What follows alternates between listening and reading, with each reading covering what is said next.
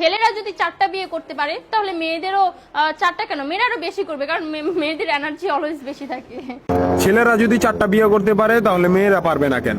অবশ্যই পারবে, কারণ নারী পুরুষ সমান অধিকার। আর যদি একটা কথাই চিন্তা করি তাহলে মেয়েদের চেন কোনো কাজে লাগে না, চেন খুলে মুতার অধিকার তো তাদেরও আছে। মালে আসেন, একটা চাবি দিয়া যদি 4টা তালা খোলা যায় ওটাকে বলা হয় মাস্টার কি, আর একটা তালা যদি 4টা চাবিতেই খুলে সেটাকে বলা হয় খাঙ্কি।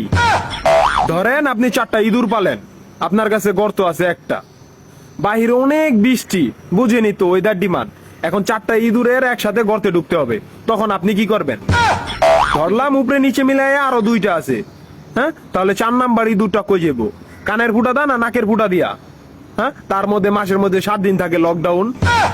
আমি মানি, আমি না শুধু সবাই মানে, মেয়েদের অনেক পাওয়ার, মেয়েদের অনেক এনার্জি।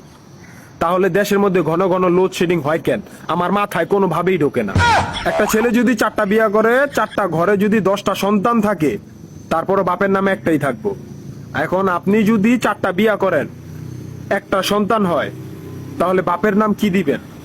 সলিমুদ্দিন, কলিমুদ্দিন, আনোয়ার, মনোয়ার, নাকি গড়ে মিলাইয়া জানোয়ার? আপনি কি নারী না ঢাকা শহরের লোকাল গাড়ি? 30টা সিট ফুল, 20 জন দাঁড়ানো, তারপরও বলে পিছনে সিট খালি, ওঠেন তাড়াতাড়ি, পিছনে সিট খালি, ওঠেন তাড়াতাড়ি। শুধু এই সমস্ত মেয়েদের কারণে পুরা নারী জাতির সম্মানহানি হয়। আমাদের উচিত সিটি কর্পোরেশনের কুত্তা মারার ইঞ্জেকশন দিয়া এদেরকে মেরে ফেলা, যাতে এদের জন্য অন্য কোনো মেয়েদের কেউ খারাপ নজরে না দেখে। মা রানী কোনানকার।